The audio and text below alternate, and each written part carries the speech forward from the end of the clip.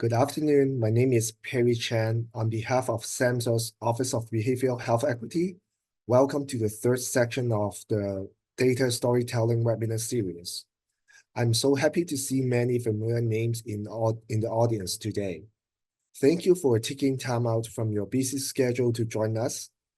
After having the first section in February, where Carlos provided us a Data Storytelling 101, and the second section in March that focused on data visualization, we are so excited to have all of you join our section today to learn some strategy around digital marketing. When we say strategy, it means that our actions are supported by goals, reasons to address our needs until we reach a desirable outcome. I understand that Carlos is going to introduce different medium and platform for digital marketing in today's workshop. Before we get started, let me turn over to Soma with Westack for a quick announcement. Soma. Yes, thank you. I am Shoma Ghosh, and I'm so grateful to be part of this webinar today. I appreciate the work that all of you are doing in improving the behavioral health system and the lives of people from underserved communities. I'm just so pleased to be here. I'm coming to you out of my home office in Appleton, Wisconsin. I work for Westat, which is an employee-owned company. It's a contracting company out of Rockville, Maryland. And we are supporting SAMHSA as part of the Center for Financing Reform and Innovations contract. I'm here to tell you a little bit about one of our studies, which I'm hoping you can help us out with. So one of our Center for Financing Reform and Innovations studies, we call it CFRI for short, even though that doesn't sound great, but that's what we call it for short. The CFRI project focuses on expanding our knowledge of the financing of community-based organizations. The purpose of it is to kind of learn more so that we can improve the flow of federal and state funds to community-based organizations that serve these underserved communities. It only takes 10 minutes to complete. I guarantee it. I've had lots of my staff test it out and make sure that it's not going to take you very long. And what will happen is once we get some responses, we will release a SAMHSA report at the end of the year that summarizes the findings and kind of next steps. The URL here is on the screen for you. Actually, it's a hyperlink, so you can't do it. But what we're going to do is we're going to put it into the chat for you. My colleagues are going to put it into the chat for you here, and you can just click on it. I really encourage you to take the 10 minutes and respond to the survey and spread it around. Send the URL to others that you know are CBOs that might be able to respond to us. Our goal is to get CBOs from all over the country, every state and territory responding to this thing. The more the merrier, the more the better. It'll help us make the case about how we can improve federal and state funding streams. So please take the 10 minutes. It's important, and we really value your participation. It is confidential. We won't attach your name to anything you say in there, so don't worry about that. But I would very much appreciate it. So thank you. And with that, I'll turn it back to Perry or Carlos. Carlos. Thank you. Thank you so much. Hello, everyone. I hope you're doing awesome today. You already know me here. And so today we're going to be talking about data storytelling and digital marketing. So I love seeing you putting in the chat where you're from. I love that. So keep doing that. As you are doing that, here's one thing that I would love for you to do. Because this is a continuation of the previous workshops that we've done so far. In February, we started, as Perry said, with Data Storytelling 101. March, we did data visualization. Now that we actually have a product, a story, the whole point of this workshop today is how do we promote it, right? How do we market? How do we actually put it out there online and be able to actually target the audience that we want to communicate with? So as you are actually putting where you're from, also, why don't you actually put in the chat, what are some of the things that you are expecting to learn when it comes to data storytelling and digital marketing? I want to see what are some of the things that you are you're sort of actually want to learn more about, things that you might be struggling with. I want to have a sense in terms of where you are when it comes to digital marketing. So put in there anything that, whether it's actually you're looking for more engagement, when you actually are putting your stories out there on social media, whether it's about which social media platforms should you be using, let's start actually just filling up the chat here, because here, today's workshop, I want it to be very interactive. Okay, we're talking about marketing. And so, okay, how to make marketing most appealing and palatable for the general community, transforming data into compelling, let's see here, copy, yes. How do we actually do outreach to community members that are not into social media or email? Okay, so we're going to talk actually about a couple of tools that they work really well with certain communities that actually are not necessarily social media or email. So we'll talk briefly about that as well. Getting folks buy-in to tell their stories. All right. Anything else? All right. So as you keep actually just putting that on the chat, I'm going to want to tell you a little bit about what is it that we're going to be covering today. All right. And so we're going to actually be starting this workshop with sort of actually painting a picture, right? We're talking about data, storytelling, and data visualization. So I want to sort of actually start by telling a story, painting a picture in terms of what are the things that community-based organizations need to understand when it comes to digital landscape, right? When we talk about digital marketing, there's so many components, and I think it's important that everybody's on the same page. Then, creating a digital marketing strategy to promote your story. What are some of the elements that you need to take into account, right? Because sometimes we start posting without necessarily having a strategy behind. And as you know, when we actually talked about data storytelling 101, we started with elements. What are the elements of data storytelling 101? So we're starting with actually creating a strategy behind it, right? Then we'll talk about choosing the right platform for your message. Which platform actually makes the most sense for us to use based on the message, based on the audience, and based on the goals that we have, right? And then we'll talk about, okay, so now that we actually are posting information online, what are the metrics that we need to start paying attention to? How do we know that what we are posting, it's actually working? What are the things that we need to measure on? And then we'll finish with the best practices for telling your digital story. What are the things that you need to take into consideration as you are actually telling your stories online? And so that's what the agenda is about today. The next slide, I'm going to be showing you a video, and I want you to pay attention to the video. You're going to see some very interesting stats, because after the video, I want to actually have a sense from you in terms of what you think of the stats that you are about to watch. And so I want to actually get your feedback. All right. So let's start with showing you the video.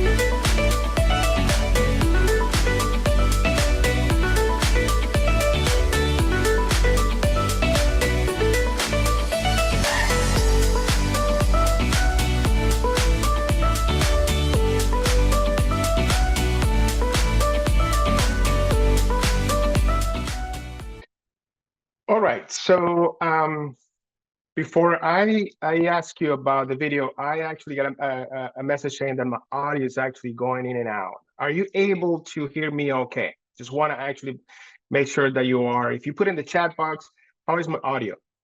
Are you able to hear okay? Okay, I say yes, yes, yes. All right. Okay, no audio issues. Awesome. Thank you so much. If for some reason you think my audio is breaking off, just let me know. Okay. All right, so I think there's actually some very good stats, and I think this video does a very good job in doing two things. Number one, telling a story via the stats that you actually are just finished watching, and does a very good a good job in actually showing a data visualization, how actually they are showing you the stats for each of the social media platforms that they presented. So now, is there anything in particular that actually caught your attention from this video? And you can actually put it in the chat. Anything. Any specific stats? I have some notes here and I want to share with you. All right. I'm saying that you like the music. The return on investment on paid social media advertising. Yes, this is something that if you have the budget to do it, invest in social media paid advertising. I'm going to talk a little bit about that too. The billion of users on Facebook and the number of people hired from LinkedIn. Yes. Mobile devices are the most used based on the data that actually the video showed. What does that tell you? That anything that we create, everybody's actually using their mobile devices to actually consume that content, whether it's via your website, social media, whether it's blog post, everybody's actually using their smartphone for the most part to actually consume your information. Anything, 80% of users use Facebook. Let's see here. I'll visit Facebook via a mobile device. Yes. Let's see. Facebook would have the largest population if it was a country. All right. Okay. But here's one thing that I think is important that I want to highlight a few of the things here that I think is important for us to know. 93% of consumers say that online reviews influence their purchase decision. Think about that. 93% of consumers say that their online reviews influence their purchase decision. What does that tell you? It tells you that if you are creating content for your organization, if you're telling a story about a specific program, you're actually showing data, right? You're going to have actually people comment on those. And basically, people start actually having perceptions about your programs if they actually have never received services from you based on the recommendations and reviews of others. So if people have great experience with you, most likely, if they put it online, that might influence somebody else's decision to come and actually see you, whether it's via social media or via it's actually your Google business page, right? And so, and this is one of the things that, based on the organizations that I work with, I actually, I can not stress that enough, that as we are providing services, I want the community, if they can, to be able to also tell everybody else what was their experience, because that is another way for us of telling a story, okay? And so if the experience was great, other people will see it, and that might influence their decision to come and see us, right? So that is one thing that I think is important. And I think if you actually, and I bet to say that, if you're purchasing something, or if you're using Amazon, for example, and you go in there and you actually start looking at an item, I bet that you look at the reviews of that item before you actually finally purchase it. I do it. And I actually look at what has been the experience of those consumers based on the product that I actually want to purchase. And that is actually influenced my purchase decision, right? And so the other thing too is that 94% of Facebook ads revenue comes from mobile ads. Now, when we're talking about social media and we're talking about having a strategy to promote our stories, we can actually do it two ways. One, it's organic, because organic means that you actually post something, right? And you're expecting for your audience to engage with your content, right? It's free. You're not spending any money, only the time that it takes you to create that content. Now, that is organic content. Organic reach, meaning that also people are seeing it in their newsfeed, they're seeing it in their social media newsfeed, and they might react to the post that you are creating, right? But then, if you decide to invest money and you have a budget aside to pay for social media ads, then that allows you to actually amplify your message a lot more, because then you can target that specific content based on demographics, based on age, based on interest, based on location. So that is actually more effective because it would allow you to amplify your message to the audience that you want to reach a lot faster. You can actually you can do both, and I encourage you to do both strategy, organic and paid ads, all right? If you have the capability of doing it. And so that's why it's like when we're talking about amplifying our messages or telling a story, we have to consider that strategy as well, okay? All right. The other thing that I wanted to highlight here, on average, influencer marketing strategies generate 6 times the return on investment. That's another strategy that that we as community-based organizations can use when we are partnering with other organizations or other influencers, other people that actually buy into our mission, but have similar audiences. If they actually have a very large following, it's actually smart for us to partner with somebody so they actually can help us promote our message.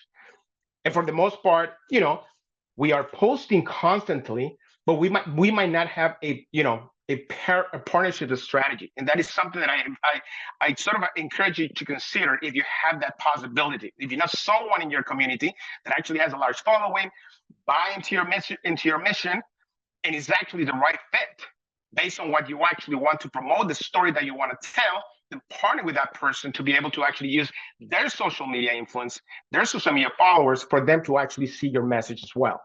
Okay. All right.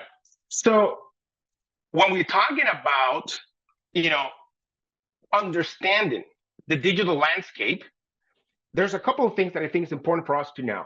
Number one, when we talk about digital platforms, we know that social media channels like Facebook, Twitter, Instagram, Snapchat, they're very useful, right?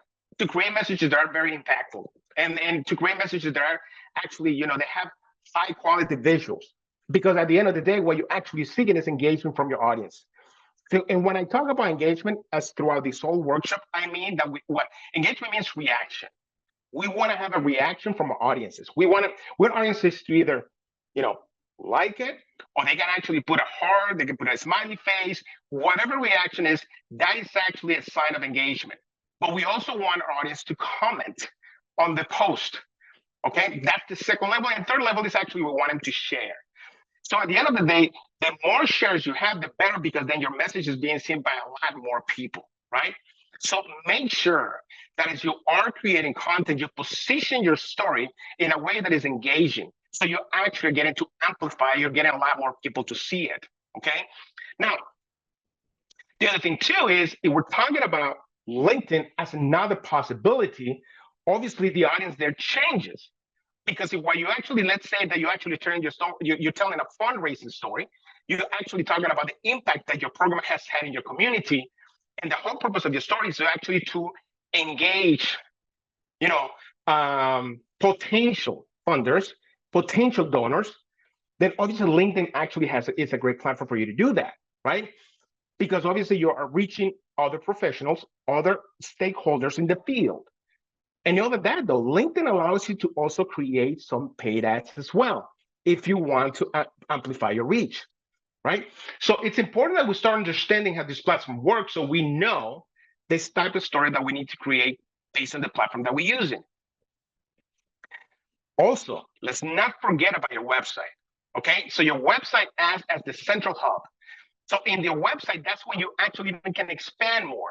right? You can have your stories, the data, you can actually show it there. You can actually have a blog post that actually tells the story of your data. And you can use social media as a way to drive traffic into that particular page or that particular section of your site, right? And so when you actually have your website, the whole purpose of the website is to sort of actually just have all your stories there, right? Because they're there and people actually can come and see it anytime. With social media, though, remember the social media, we're creating content. That content actually is short-lived because as soon as you create another piece of content, people pay attention to that, right? And we are competing for people's attention. So, but if we have a strategy where we are using social media on our website as well, and we're using social media to grab people's attention and say, hey, by the way, let's actually dive into this a little bit more and use that hook to drive them into your website, and would they'll be able to actually see even more. That's actually what we need to do. That's actually the final outcome, right? Because all the different tools that you have at your disposal, they're playing together. They're not in silos, okay? Here's the other piece too. When we talk about the digital landscape, well, let's not forget about email. And that's the other thing too that I think sometimes we don't talk about it a lot. We focus a lot on social media, which is yes, most of our audiences actually are online. But the other piece too that we tend to forget is that email, building a list of people that actually will highly engage with us, it's key because that is yours. Social media, remember, you're renting a space on social media, right?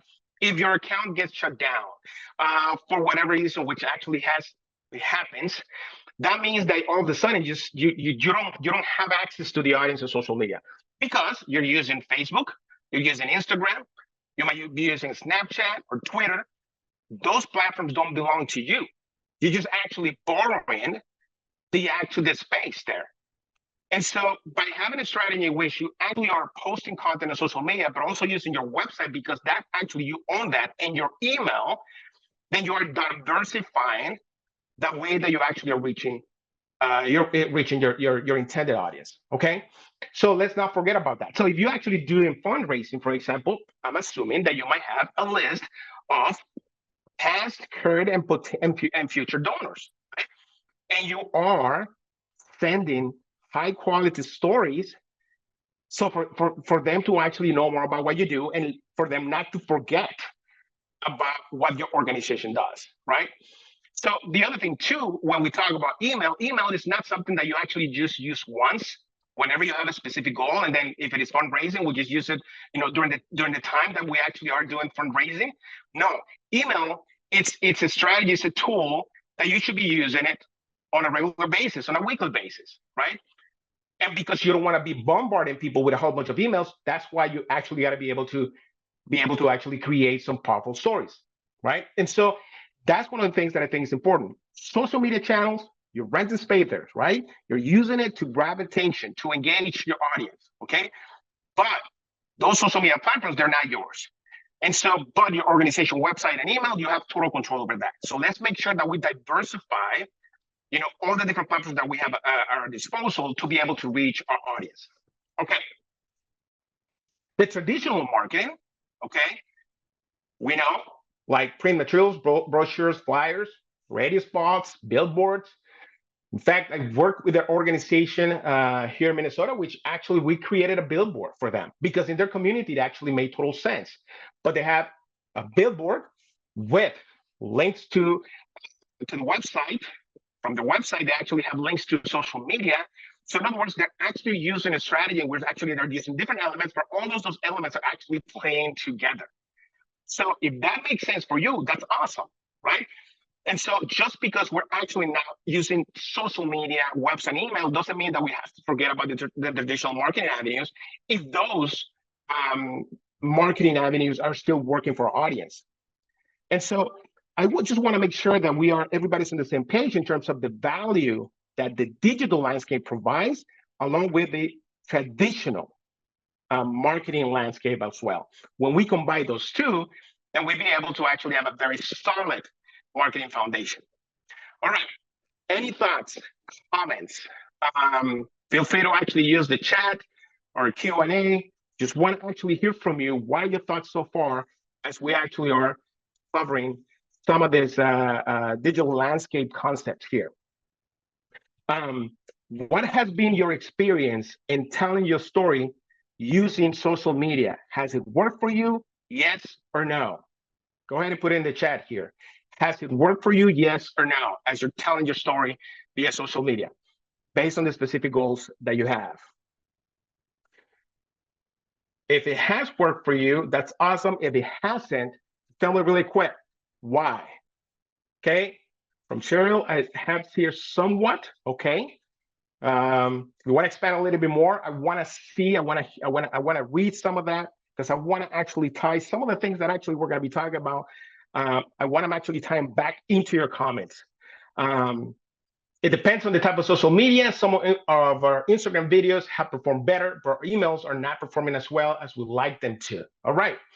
So if email is not performing really well, there are different things that you can do in regards to that, right? So one of the things is making sure that we have a very good list, making sure that the stories that we're actually telling really are engaging. And sometimes what we need to do too, sometimes we use social media to sort of revigorate or to, to wake up our email list, meaning that if you have to use social media as a way for you to actually expand your email list, then you do that, right? Sometimes we keep emailing to the same people, expecting that they're all of a sudden they're going to be interested in our content. And maybe what we need to do is create a strategy where we actually now look into different audiences to amplify our message, but also increase the list of emails that or diversify our list of emails in order for us to continue having that conversation via email, right? And so remember that when you're using email, if in the past your emails have not been that engaging, and if people see another email from you, for the most part, either goes to spam or is another email that they don't even open because there's a history. So that means their strategy needs to change. And one of the things that I always say is like, okay, let's look at that. If that list is not a list that is very hard for you to re-engage again, what are the strategies that we need to put in place to actually create a new list based on the current goals that you have, because goals change over time, right? Liselle says that LinkedIn and IG, Instagram have been our best platform over the last 6 months, both for growth and engagement. That's awesome. That's awesome. Instagram and YouTube are to go always. Yes. And we're going to talk about Instagram and YouTube in a minute. All right. So thank you for engaging with me here. So as I'm actually, continue talking a little bit about, social media and digital marketing, feel free to actually tell me your experience. All right. It says from Jamie, I have a lot of impressions and people viewing my posting on LinkedIn, but they don't engage. What can I do to improve it? All right. So we'll talk a little bit about that, but just really quick, if you are creating content, but they don't engage, one of the things that we need to look at is, are you actually asking people to engage with you? Are you asking questions? Is the actually content that you are creating targeting a specific niche within LinkedIn? Are you speaking directly to the audience? Do you know what they care about? A very simple exercise that I do when actually I'm creating content for a specific audience, about a specific topic, I create a 20 frequently asked questions of that topic that my audience might have. 20 frequently asked questions, and then I provide the answers. And then I use that to actually create the content. And so that actually has shown to really work really well because you're answering questions. You're creating content based on questions, based on concerns that they actually have. And so you are responding to your audience. So we'll talk more about it as we continue. All right.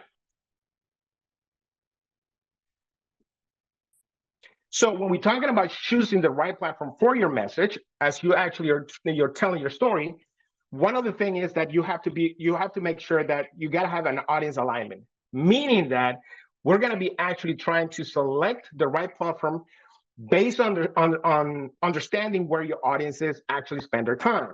If I want to reach kids, if I want to reach teenagers, okay, where do you think I should be which platform do you think I should be using? Instagram actually has proven, it's one of the platforms that you need to actually start creating content if you want to actually reach a younger audience. And Snapchat provides to be, it's actually worked really well. In fact, I work with organizations where they're more active on Snapchat than Instagram, because for that particular audience, it works really well for that particular location. And here's the other thing too, what I've learned is that, sometimes we say, well, Instagram is great, but depending on the location, there's actually towns where actually a provided technical assistant, very small towns, it's just that actually kids use Snapchat more than Instagram, for example, right? And so if that's the case, then I want to make sure that I'm creating content on a Snapchat, right? So, so make sure that you understand that. Make sure that you understand where your audience is. Make sure that you understand what is actually the platform that you use that actually has a lot higher level of engagement for them. And that's where you need the platform that you need to use to create content. But not only that, though, as you are creating content, look at the content that they're consuming. If they actually are using Instagram, for example, and they're engaging in Instagram, the engagement rate is really high. Well, look at the type of content that they are consuming. Why is actually the engagement rate really high? In other words, just because Instagram might be the right platform, the way that you actually are generating content, you want to tell your story, has to be in a similar way as other type of content that actually are targeting teens. So in other words, if actually you need to add some animation, because that's the type of a format that actually has been proven to engage teens more, then you do actually add animation. If you need to use it's a young person, a teenager, for example, for them to be able to tell your story, so because it's better, other teens can actually see themselves reflected, then you do that. So in other words, make sure that you're not only posting on the social media platform, but you actually change the way you tell the story based on how your audience is interacting with other content in that particular social media platform, right? The message format, this is the other thing too that is important, right? If we are talking about Instagram, is a visual platform.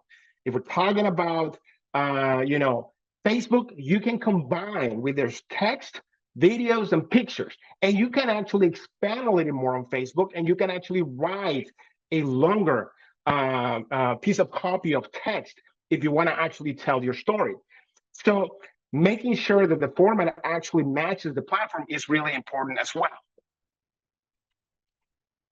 And the other thing too that I think is important is you got to actually look at inside your organization in terms of, well, do we have the capacity to maintain the presence on the platform that we have chosen? You don't have to be on every single social media platform, even if your audience is. You start by actually picking one or two and actually making sure that you're very good at it, and then you can always expand, right? And so one of the things is my experience, I work with organizations that actually they have Facebook, Instagram, they have YouTube, they're on Twitter, they're on LinkedIn. But when you look at the engagement rate, is very low.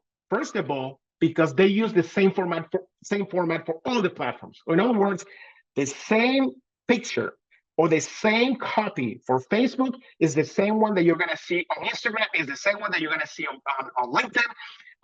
And so it doesn't change. They're using the same format for all the social media platforms, where no, they shouldn't, because they actually should take into consideration that all of these platforms, the format it's a little bit different. So if they're actually using Instagram, it's not posting on Instagram that is actually going to get me a lot of views, but I want to be able to actually tell stories on Instagram, because that has been proven to actually, create a very high level of engagement.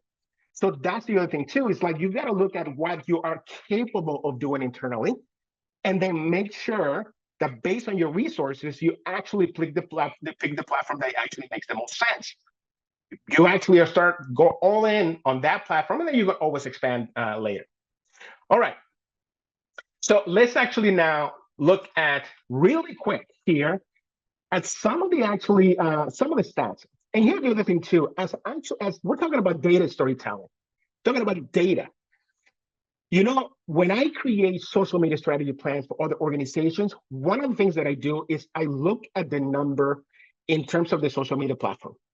I let those numbers inform my strategy. So in other words, if I know that with a specific age range, makes more sense for me for use Instagram versus Snapchat, then I do that. So I look at the data first, And then I said, well, then let's actually try this out, because the data is telling me that this particular actually age range actually works really, really well with Instagram versus Snapchat for this particular location.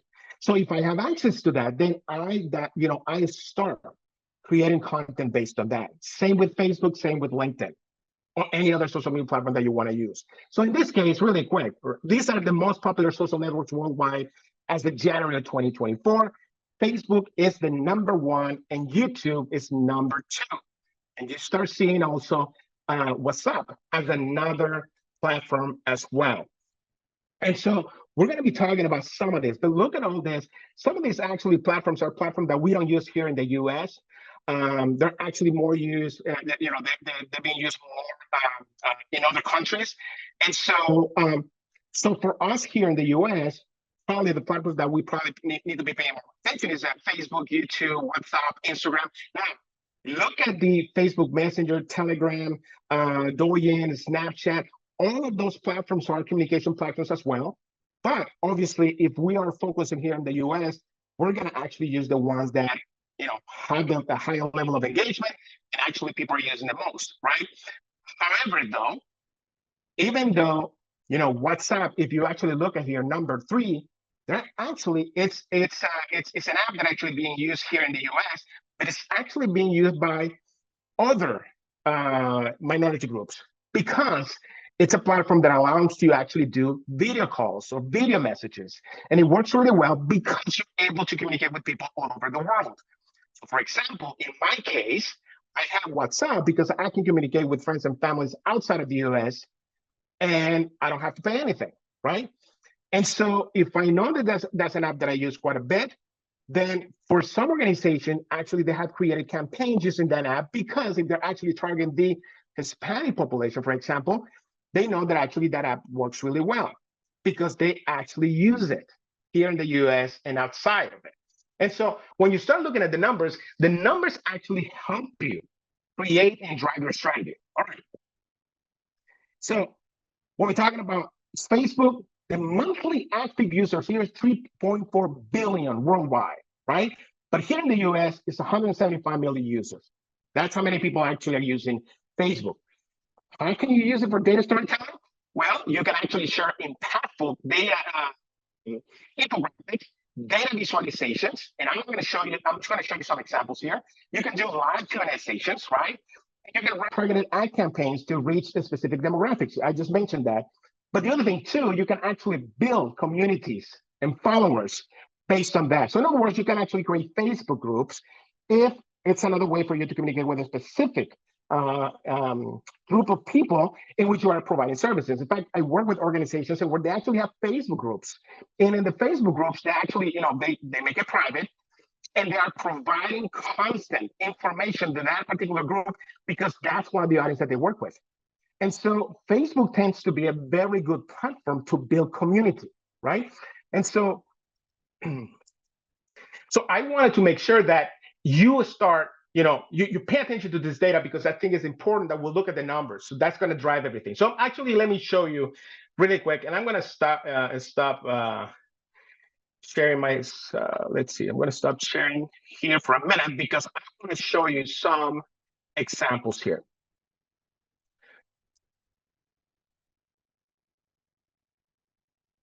All right. And I'm going to show you some examples of data, graphics, and videos. So you can have a sense in terms of what is it that we are able to do. So let's go back to sharing my screen. They're here. All right. So here you should be looking at an example of of data where it says 12 million women in the United States experience clinical depression every year, right? Obviously, Facebook is one of the platforms they're using to actually, to be able to deliver this message, right? And so this is great because obviously I know that the audience that I'm trying to reach based on this stats are using Facebook, right? Now, if I want to use video, here's another one. So if I use video, look at the length of the video. This is 1 minute and 50 seconds.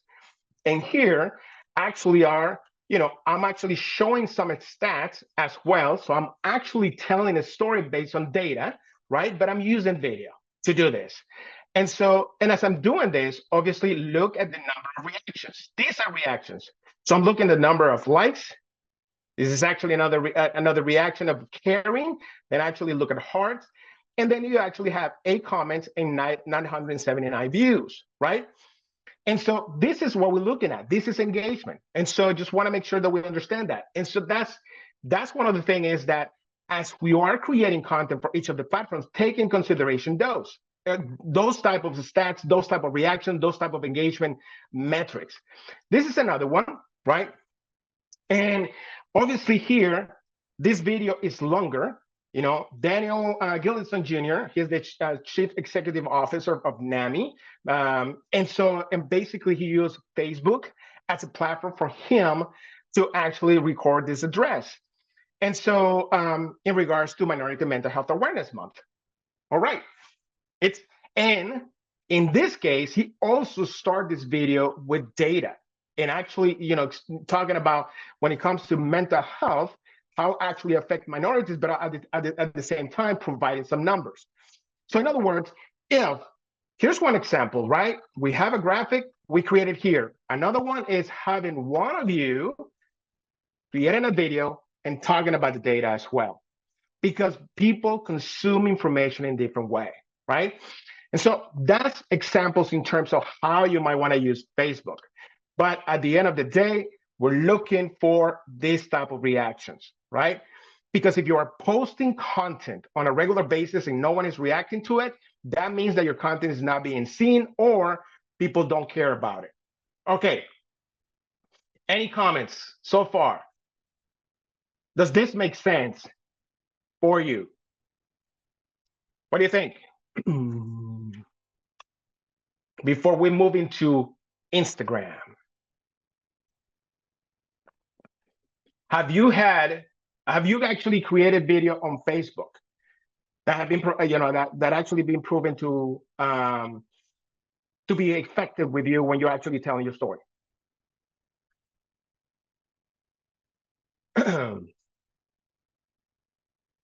Okay, so I'm actually reading some here from Sharon. I say, what about shares? Well, that's what we want. We want to be able to actually have people to share content. Here's the other thing too. Keep in mind that not every single piece of content as you're telling your story is going to be shared, right? That's a fact. People might not be, they might comment, they might react, as you can see, but in terms of sharing it, maybe maybe that's an action that they don't take. That's why I want to invite people to share this. And so here, I'm going to give an example. Mental, physical, and emotional exhaustion is burnout. It's not as scary as it sounds. Here are five tips to help you reset. All right, so you're telling me what this video is about, but what else can I do if I want to invite people to share it? Well, I can say, if this resonates with you, feel free to share it, with your friends. We want to actually see what everybody else think about this video. That's just a very small CTA call to action. So as you are describing what this video is about, if one of the goals is you want more people to see it and you want more people to actually share it, make sure that you tell people what to do based on the content that they're actually seeing and consuming from you. All right. The other thing too, I want to say it is, as people are commenting, you see here, you want to make sure that you acknowledge the comments and you always respond, because if people are commenting and you don't comment back, what's going to happen? That actually affects your engagement level as well. If you comment, Facebook will say, okay, great, there's actually an engagement here, there's a conversation. You want to make sure that you acknowledge the reactions and comments. Even, here's the other thing too. Let's say that you have no comments or only a few, but you have a lot of reactions. One thing that I highly encourage is you actually go, whoever actually gave your reaction, you actually go back and say, thank you for liking the video, or thank you for the heart emoji. Whatever reaction is, acknowledge it. That's how you start the engagement. And see, the other thing too, as we're talking about telling a story, we're telling a story, we want our audiences to engage with us, we need to start engaging with them first. And so when you do that, you're acknowledging their reaction, and they're more likely to engage with you again, And so make sure that you actually pay attention to that, all right? That is very simple, but so many people actually forget to do it. All right, let's see here.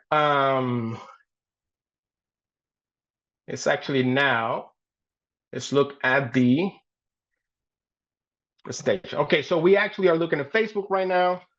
Let's go into Instagram. Really, and I'm going to show you some examples of Instagram, because Instagram, I love Instagram because one of the platforms that we can use to create to do some great data storytelling. And so in this case, look at the number of people that we have here in the US, 133.5 million users, right? How do we actually use it for data storytelling? Well, you can create short, engaging videos with data-driven messages. I'm going to give you some examples of that.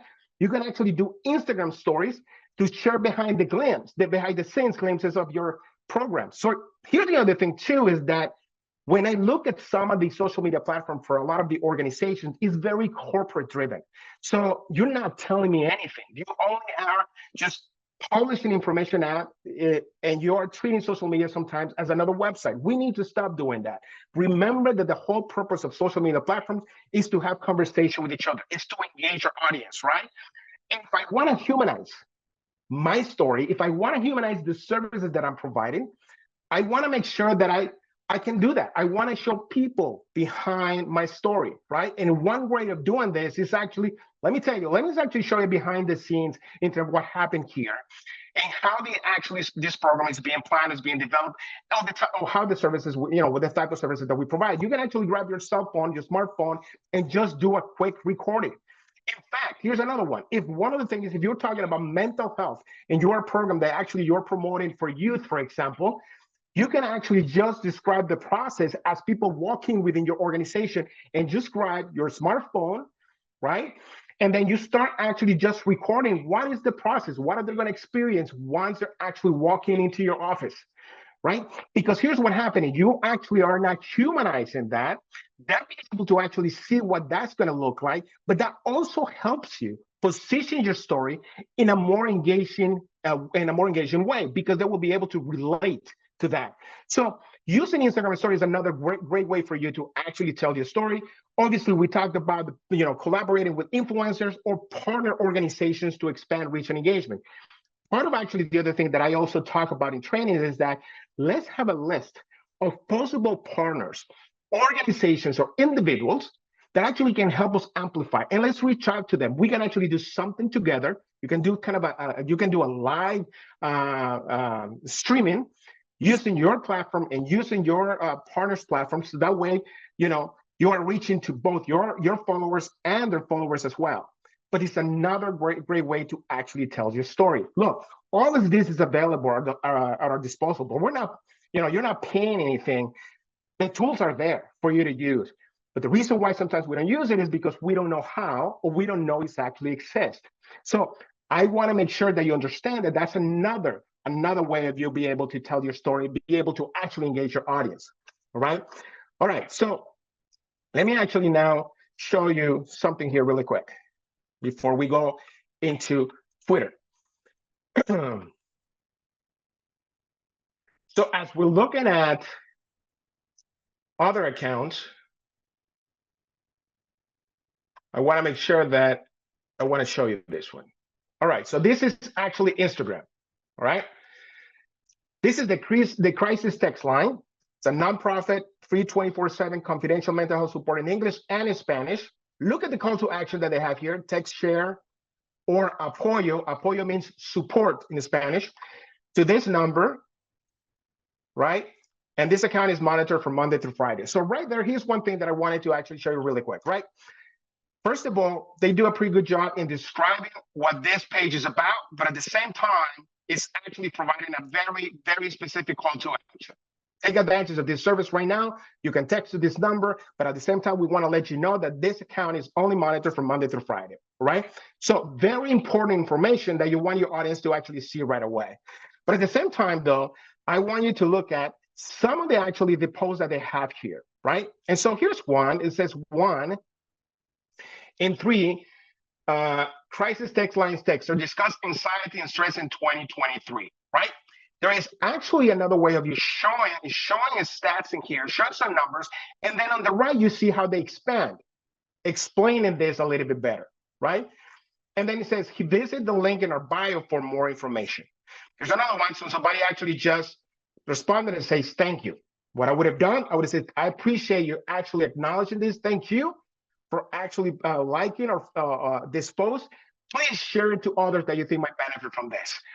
Always making sure that you are telling people what to do once they actually see your post. Acknowledge the reaction, right? So having hashtags is great because the hashtag, what it does is basically, that means that your content can be searchable. So in other words, if I actually search for text line in Instagram, I have a chance of this post showing up, right? Or if actually I might not search by, with United and Empathy, I'm actually just search for empathy and then I have a chance. So when you actually are using hashtags, what you're actually telling is that this post is searchable. So whatever actually works from that specific phrase I type, I have a very good chance of actually seeing that. Now, obviously, if there's a whole bunch of other organizations using the same hashtag, obviously you're competing with that. That's why what we want to do is we want to make sure that we have as many people reacting, commenting, and we acknowledging those comments as well. Let me actually show you another one here.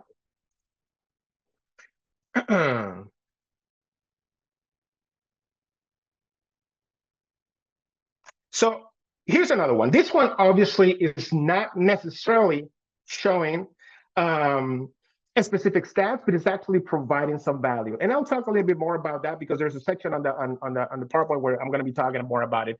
But I wanted to show you this is because you're also telling people and providing some tips in how to actually avoid something or how to actually reduce something. So in this case, he's talking about your alcohol use from SAMHSA. He's giving you actually 5 things, 1, 2, 3, 4, 5, 6 things that actually you might want to actually check. And then at the same time, though, it's actually providing value information like what is the standard drink? And it's actually telling you what you need to do in order for you to implement these actually 6 steps here. So that's one of the things that is important. As you're telling your story, also tell me how I can use this to improve my life, if it makes sense.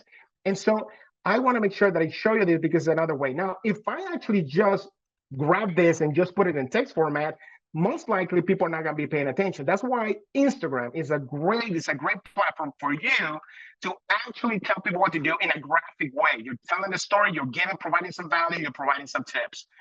All right, want to hear from you so far. What are your thoughts based on what I've actually shown you? Is this helpful?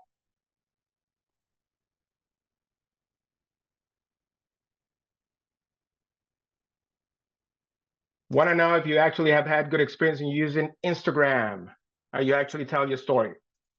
Want to put it in the chat? Let's see what else do we have here.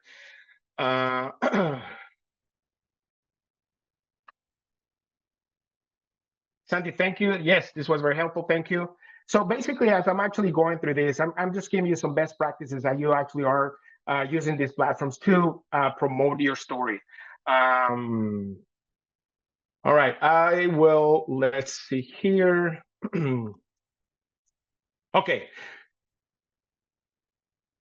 I like the idea of adding when we are available to be reached. Awesome. All right, thank you.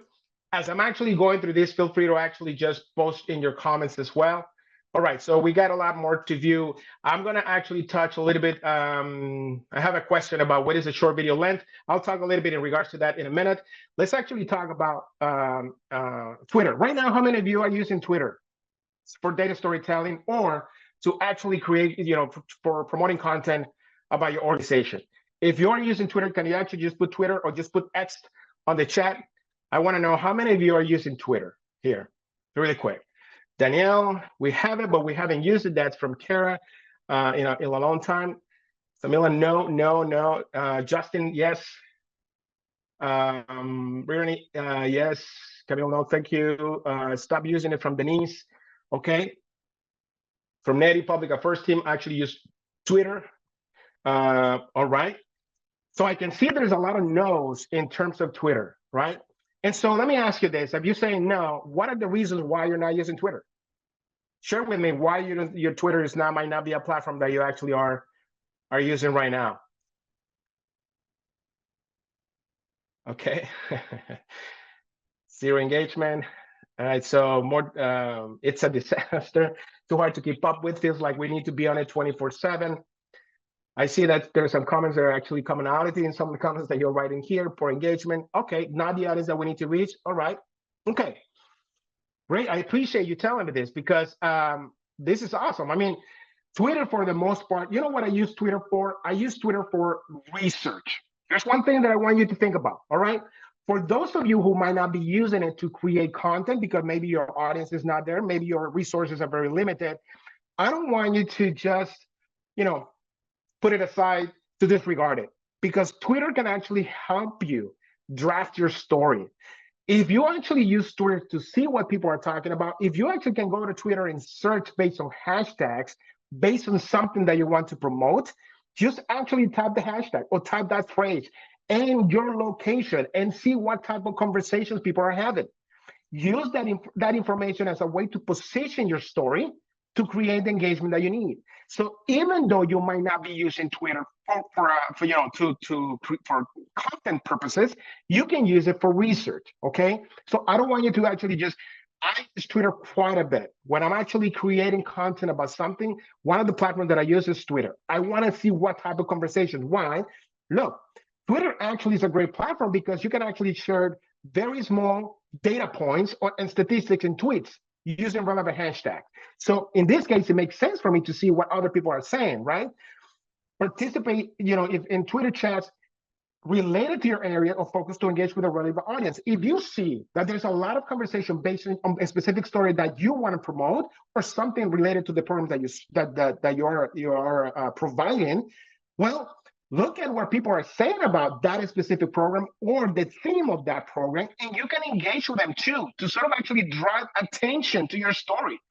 So make sure that you don't disregard Twitter, because it actually can be a very valuable tool. And you can actually use threads to provide more context in order to run that story project. When you use threads, what that means is basically you divide your story in several tweets. So sometimes you're telling a story in about 3 tweets, 4 tweets, 5 tweets, and basically you are in, say, tweet number 1 is this, tweet number 2. So there's a sequence of your story. And that's another great way to tell your story if it makes sense for you and for the audience that you want to reach, right? So that's the advantage of using Twitter too. So if you're not using it for content creation, use it for research, because I promise you, it's gonna provide valuable information, okay? So even if you have 0 engagement, your audience is not there, Twitter is another platform for research. It helps you actually draft your story by just putting the hashtag to see what people are talking about based on the topic or theme that you want to promote. All right. So let's actually look at YouTube. All right. So YouTube, this is another great platform. I'm going to tell you something. I don't know if you remember from the video that you watched at the beginning, Google, right, is the #1 search engine in the world. Number 2 is YouTube. Google owns YouTube, all right? So one of the things is basically, if you are creating video content, one thing that I would highly encourage for you to do is, like, you can create video, right? You post it on Facebook, you can post it on Instagram, but I will not stop there. If you have the capability or you have a YouTube channel, I will post it on YouTube as well. And the reason why, though, is because if I'm searching for something related to the content that you created in video, then you have a very chance, if the way the video was described captures that based on the words and the key phrases that you're using, you have a very good chance of actually your content showing on the searches, right? So in terms of data storytelling, we saw an example last month for data visualization, right? For one of the CBOs, in terms of how they're using YouTube to tell their story, from the Virginia Community Voice, right? So it's a great example. It's a great platform for you to actually take advantage of, right? But at the same time, you can use YouTube as your video doesn't have to be long. They can be short, because now you can actually do YouTube Shorts as another way of you creating content that is very easy to consume because it's short. So I just wanted to show you that, but also at the same time, I wanted to actually show you some some advice or some recommendation when it comes to creating content for YouTube Shorts. Look at the stats here. Data storytelling, data visualization. Look at this. So, based on this, I'm looking at, and it's telling me how many people I'm reaching based on the number of seconds that I actually watch a YouTube. All right. So again, I look at numbers, and the numbers actually drive my social media strategy. Right. So if I'm creating a YouTube short, for example, I see, well, if my video is between 0 to 10 seconds, okay, then I might have, depending on the topic, of course, and the audience, an average is about, I will be reaching about, I might have 77,000 views, right? But if I go from 10 to 20 seconds, that actually increases to about 90,000 views. And so if you look at the numbers here, it just sort of actually give you kind of a sense of, okay, what should I do? If I actually, should I do actually a 10-second video? Should I do a 30-second video? So in average though, if you are creating short videos between 30 seconds and 1 minute, it's good. That is considered a short video, between 30 seconds and 1 minute. So when we're talking about short videos, YouTube Shorts, for example, think about creating content between 30 seconds and 1 minute. That actually has been proven to be very effective because it's only a very small amount of time. People are most likely, will most likely engage with the audience if it resonates with them. They most likely will watch the video because it's only 30 seconds, right? And they will most likely, share it. So you're not asking for them to actually put something aside for minutes of hours. It's just a very short amount of time, all right? So this one is actually, is a very good, when we're talking about, the number of views, the number of seconds, what are some of the best practices? Well, this actually gives you a pretty good sense in terms of, okay, all right, so I'm looking at certain numbers based on the number of seconds. This is how many views in average people might get, right? Obviously, there's other factors that you need to consider. You can want to consider is like, do you have a follower? You have followers. You might not have a lot of followers. That's totally fine, though. But that doesn't mean that your video cannot actually get thousands of views. It's how you promote it and how you market it once it's created. But once it's created, if you actually create a 30-second to 1 minute video, if it is highly engaging, most likely you're going to get lots of attention. If you actually are paying ads, social media paid ads, it allows you to actually reach a lot more people faster. All right. So when we actually try to look at LinkedIn, for example, obviously we're talking about a platform that is actually more for professionals. Great platform for you to highlight success stories of individuals or communities because you have potential donors in that platform. So that's another way. It's like, don't disregard it. If you think it's a great platform where you might be able to actually, use it for fundraising, you want to be able to actually partner with other organizations, gather some, have access to some potential donors, LinkedIn actually, it can be a great platform to do that. Now, let's look at WhatsApp. Now, here's the other thing too. Remember WhatsApp, WhatsApp is a communication app, right? And so it has 2 billion active users worldwide, 98 million users in the US. But here's one thing that I want you to pay attention to. 46% of Hispanic Americans actually use WhatsApp. I'm one of them, right? Then we have African Americans, 23%, and Caucasian, we have 16%. But what does this tell me? For example, I work with organizations that actually are currently using WhatsApp right now as part of the communication strategy. They use Facebook and they use Facebook Messenger to communicate with people, but they also use WhatsApp. If they actually are working with the Hispanic population, the Latinx population, WhatsApp, it's another tool as a way for them to communicate because they know that Hispanics are using it, right? And so they're actually given another option. For some, they might be more comfortable using WhatsApp because they use it on a daily basis. They communicate with friends and family that way. So it's another way for them to communicate with a community-based organization as well, right? So knowing this allows you to know which tools you want to use, right? Now, how some community-based organizations are using WhatsApp is for volunteer coordination, for example, partner collaboration, because you can create groups within WhatsApp. And basically, it's another way for you to actually, whether you're actually doing a data storytelling is another great way too, because if you actually want to recruit volunteers, right, you want to make, you can create groups within WhatsApp and you have a list of volunteers, right? It's another way to communicate with them, but it's another way for you to share data. that is important for them to know based on the work that they're doing in behalf of your organization. So there are different ways that actually right now organizations are using WhatsApp. And so one of the organizations that I work with that actually using WhatsApp is for program communication, program promotion. And so when something new comes on, because they already have people engaged within WhatsApp, they actually announce into their groups.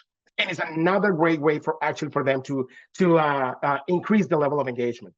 All right, so Facebook Messenger, here's another platform too as well for you to communicate with people. You can actually, for data storytelling, you can, you help direct your audience toward the best way to communicate with you, depending on your needs. You can provide information on key topics of issues. You can actually use Messenger to guide people to the best ways to get involved with your organization. It's another way for you to communicate. If you have Facebook, or you can download the Messenger app on your phone, people are able to communicate with it with the organization directly. One of the organizations that I also work with, they actually use Messenger to answer questions from their audiences based on that. And they do it, they do it from Monday to Friday. And because I actually help manage some of the social media, I see that there are constantly people asking questions in Messenger, and they're actually answering questions right away. So it's another great way to actually maintain the level of engagement too. All right. So we have a Snapchat here, and again, 800 million monthly active users worldwide. 60% of US teens, 13 to 17, is using Snapchat. And this is another way. So remember, we talked about YouTube Shorts. You can create short stories in Snapchat. The only thing, though, that after 24 hours, they disappear, right? But the nice thing about it, you can use a mix of text, visuals, and even short video snippets to present data in a very concise and captivating way. Now, I gotta move along here really quick because I want to show you something here. If I'm looking at this, and I'm looking at the, how all these social media platforms are being used, if I look at the numbers right now, here's one thing that I actually might conclude, right? Here, I can say that YouTube stands at the top with 83%, making it the most widely used platform when it comes to creating content. However, what that means is actually this indicates significant opportunity for video content and storytelling to engage a broad audience. So YouTube can be a great platform because YouTube actually is great for teens and it's great for even older audiences as well. But Facebook, though, with 60% of use, 68% of usage, also gives me a very broad demographic reach, right? Again, I'm looking at Instagram, 40% is very powerful visual storytelling. I gave you some examples, but also I have Pinterest and LinkedIn, and then we have, Snapchat and Twitter and Reddit. So as I'm looking at the numbers, I'm trying to think, what are other platforms that I actually can use? I actually work with organizations that are using Reddit, which is another platform that a lot of people don't talk about because Reddit actually has communities. And a lot of those communities, they actually have subreddits, groups based on specific themes and topics. And we're talking about, services that has to do with mental health, substance abuse. All of those topics are in Reddit. It's another great platform for us to actually tap into and see what the conversation is about. Here's when you're talking about demographics, we're talking about age range. Here's one thing that I gathered from that. Obviously, YouTube is incredibly popular across all demographics, right? But Facebook is also widely used.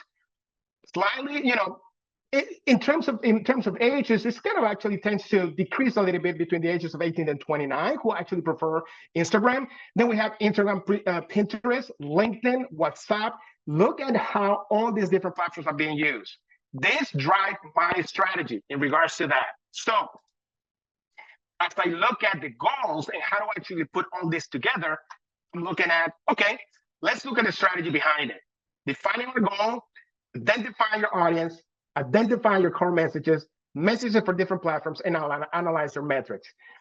All of this is part of your data storytelling 101, if you think about it, right? Because this slide, you actually saw it in data storytelling 101. So when it comes to that and creating a social media strategy, okay, let's start with what? Define our goals. So we want to actually what?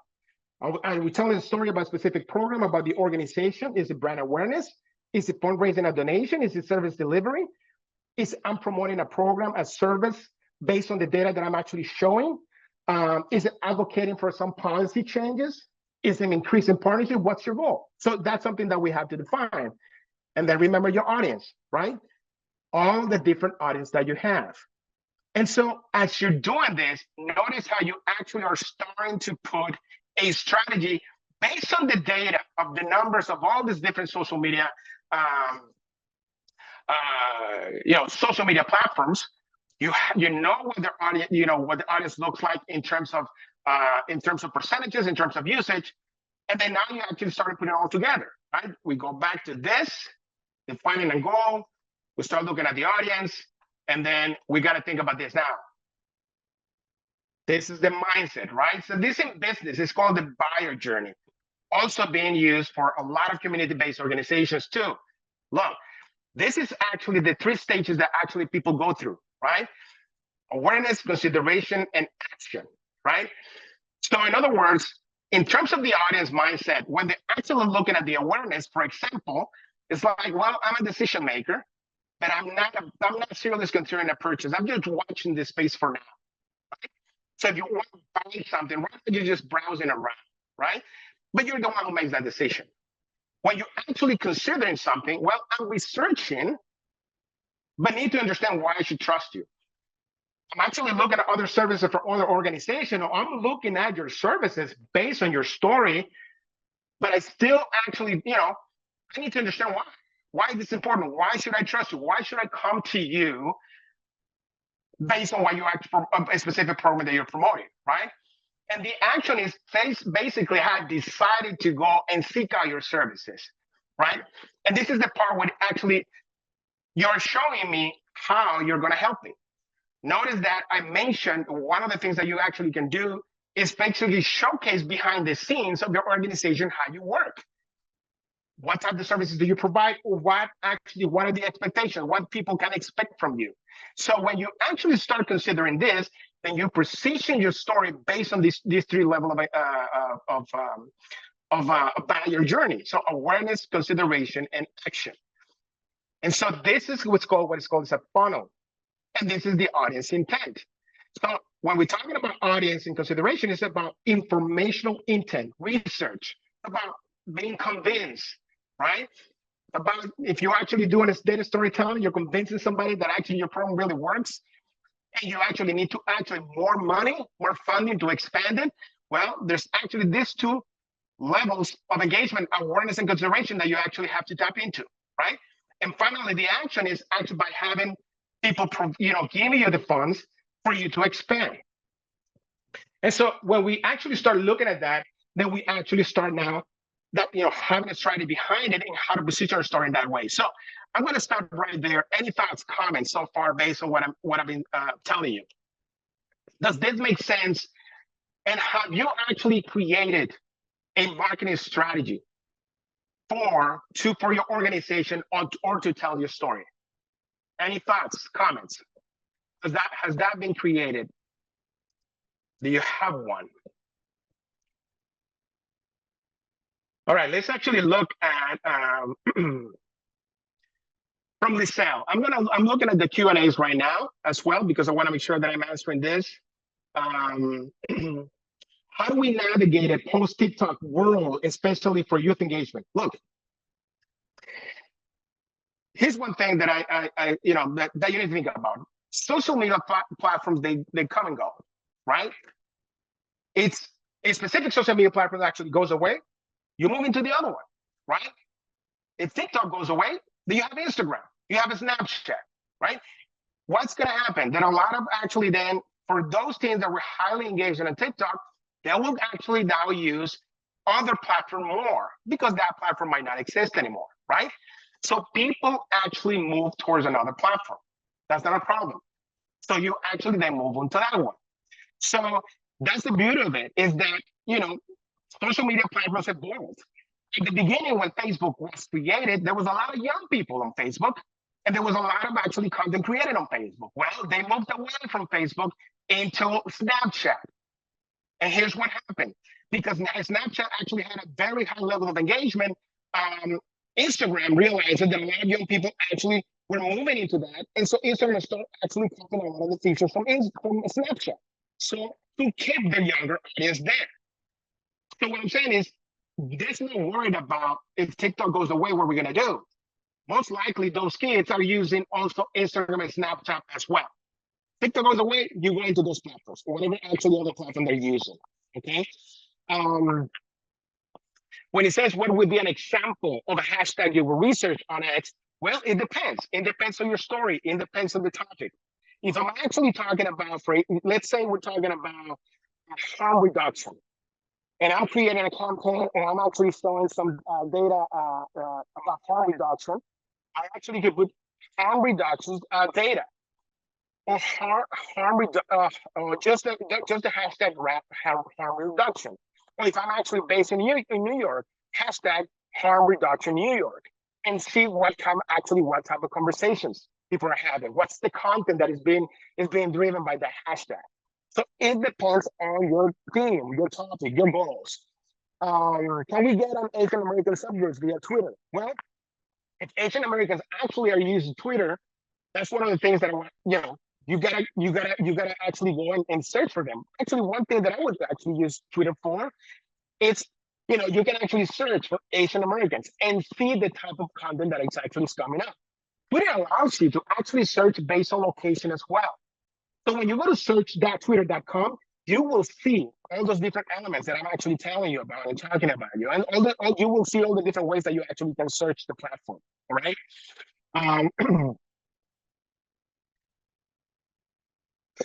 If we want to build our own app with the specific features that we don't find on this apps, what platform organization do you suggest that can create an app for us in a cost-effective way? Wow. Okay, so yeah, you are going to, I believe somebody's actually about to answer that question right now. There are many platforms that actually you can use in regards to that. And so let me actually just look at that. So when we're talking about platforms, there's actually now there's a platform actually called, and I'm going to put it in the chat box right now, just to answer right away. It's here. I think it's bubble.io. Okay, here's another platform. If you actually don't know how to code, for example, or if you want to build your own app, that platform right there it's a great start. It's a platform that you can use to build your own apps without necessarily learning how to code. Of course, you got to learn how to use the platform. They have a lot of YouTube videos explaining that, but I'm going to actually answer give you a very quick answer without necessarily going into details into other platforms as well. But that's one option. All right. So in terms of identifying your messages, that's another thing that you got to do as part of your strategy. Got to talk about the impact, the address the needs, right, and invoke the action. Some of the things that I've been telling you about, tell people what you want them to do once they actually see your message. You choose your story format, right? Is it video, is it blog, is it newsletter, podcast, social media, multimedia, illustration? What is the story format? If it is video, you know that you can actually use YouTube, Instagram, Snapchat, for example, even Facebook as well. If it blog, obviously it's your website. If a newsletter, you're using email. If you actually use a photography, social media is a great platform for you to showcase that. Instagram being one of them too, because it's a visual app. So depending on the story format, you can pick the social media platform that actually makes more sense based on the information that I have provided to you. Now, in terms of selecting the platform, we talked about which audience are using the platform that you actually want to target, right? They actually highly engaging. What's the content that actually are engaging with? So you can mimic that as well. So you want to do the audience match. You want to actually do the content format match as well. And you actually want to look at the engagement opportunities. Instagram is highly engaging, right? Snapchat is highly engaging as well. So if those make sense for you, great. If you actually are trying to reach an older audience, Facebook actually might make more sense as well. So you look at that based on the information that I provided to you. I provided lots of data for you to actually make a very informed decision. And then analyzing your metrics. Website traffic, how many people actually visiting that site, that page, right? Have the followers, the number of followers, have they increased within the next, the last 30 days since you're starting a campaign? Your email subscriber, how many of them actually open your email How many of them actually click on the link, right? And actually sign up. That's how you make sure if what you are creating is working. And in terms of engagement, how many reacted to your story, how many people commented, how many people actually share your story, all right? So that's actually what analyzing your metrics means. How many people saw the content, what percent interacted with it, what engagement rate, the click-through rate, how many people clicked the link, and how many people to your call to action. And that's actually what we interpret that is like regularly viewing your data to understand what's working. So maybe a video get 2 times the engagement as text post. That means that you keep creating video because that's actually creating more engagement for you. Q&A posts produce the most comments because you're inviting people to actually ask questions and you're responding to those questions. So another one is maybe you observe that your audience is more active at 4 p.m. versus 10 a.m. So what does that mean? That you actually post content at 4 p.m. But notice that all of that is actually provided to you via the data that you have on your social media stats, right? So we looked at best practices, make it visual, actually show you this. People are more likely to engage with and remember and see content with some visual elements. In this case, if you are promoting a particular program service, in this case, the Suicide and Crisis Lifeline, this is a great way to promote it because it actually gets people attention, right? There's another one. We went over this. You know, provide value. Why do people follow you? Why do people need to pay attention to your story? What do they get, right? And so we talked about even for data storytelling 101, creating powerful narrative, the data visualization piece. How do we create powerful visualization piece like this one, for example, right? Ask yourself, what's the value for them? What do you want them to learn? What do you want them to do with that information? And here is another great example of inviting engagement. So as we are creating visuals to tell a story, we can create a visual to create engagement. So what's one thing you're looking for this week? It's a great question. It is a graphic. Look at the hashtag, Feel Good Friday. When you actually are creating the hashtag, what you're doing again is searchable. The people that are commenting answering that to use the same hashtag so your content gets more engagement, gets more views, okay? So that's another thing that you want to think about. And so respond to your audience. We went over that really quick. And so and be authentic. It's about actually showing who you are as an organization. So it's not only about showing what's good, but it's also a chance to be real with your followers. If there are things that you think you need to be improving as part of your organization, you can actually talk about it as well too. You can share the ups and downs, the successes and the challenges. That's part of who you are. You're human. So that actually, when you're authentic, that actually drives a lot of engagement as well. So this is actually what I wanted to show you about. But look at this. Remember this story from Data Storytelling 101. The Mind Wheels data storytelling example that I gave you at that point. The narrative was this. They want to share the story of Alex, a local high school student who struggled with anxiety and depression, but found it difficult to seek help, right? This is a personal narrative used to connect emotional with the audience. We actually have some, we showed some stats here, right? And then we obviously gave some context in regards. So we actually talked about why this was important. Why should people pay attention? Well, should pay attention because obviously, when you're looking at these numbers, the cause actually the anxiety and depression rates went up.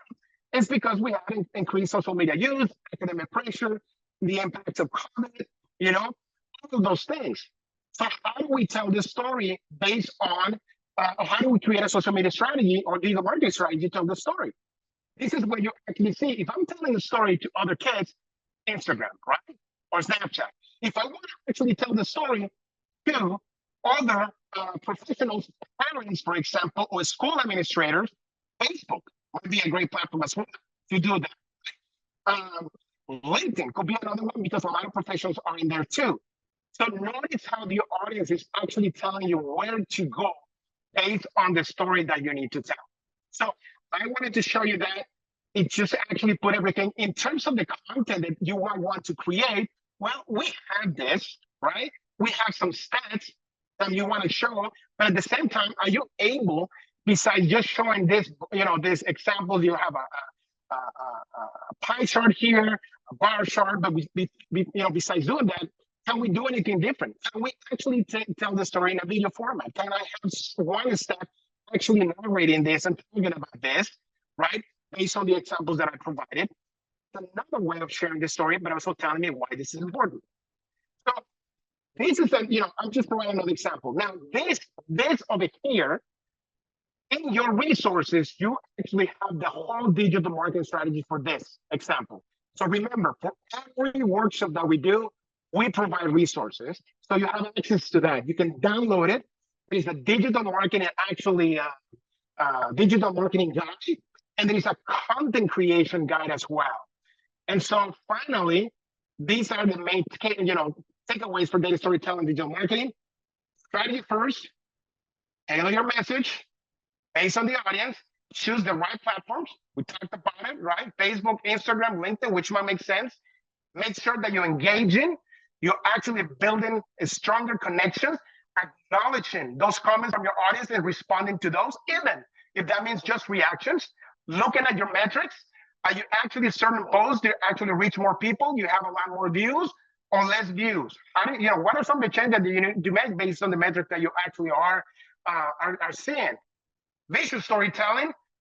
I show you examples of compelling visuals and narratives, and then continue learning. And you're doing that via this workshop. I want to highlight this enough. Look, all this is being supported by the resources that we have developed for you. Look at those, download it. It's very easy to apply. As I'm actually providing the concept, I'm actually giving you an example as well. So just wanted to finish with that. Let's see if there's any other questions that you might have that I haven't been able to answer. Let's see. Any other questions, comments, concerns? We are right now on the hour. Remember, if you actually have for next week, we have the post-workshop Q&A. If you want to come and sort of actually ask some questions in regards to it, again, if we haven't been able to answer any question, we'll put it in the Q&A document. Even the ones that we have answered, we'll put in that Q&A document so you have access to that too. Hey, if you have your social media strategy plan and you want me to take a look at it in real time next week, bring it. Let's actually provide this. Let's do this, a live technical assistance session about your full social media and data storytelling. Take advantage of this as much as you can. So we'll see you next week. Any other final questions, comments, concerns? I'm still here with you. So if I haven't answered a question, we have, we can be here like a couple more minutes. That's not a problem. Can I ask for a copy of the chat as well? If it has lots of links that I can utilize for referencing, please. Can we do that? Can we provide a copy of the chat? I will need somebody else from the team to answer that. You can find all the links at the NetShare link that we just dropped in the chat above. All right, thank you. All right, people. Any other questions, comments? I hope this was helpful. I know that 90 minutes sometimes it goes really fast. There's a lot of information. I want to make sure that thank you. Hey, next week, I want to highlight enough. If you got questions, come next week. Bring your social media strategy plan. You want to showcase your social media platforms and you want me to look at them, look at the content that you're creating. Do you want me to provide some feedback? I can certainly do that. So, let's do it. If there's not any other questions, I want to thank you for your time again. This is our third social media, data storytelling workshop. We have one more in May. Register for the post-workshop Q&A for next week, and then we'll see you then. Have an awesome day, everybody.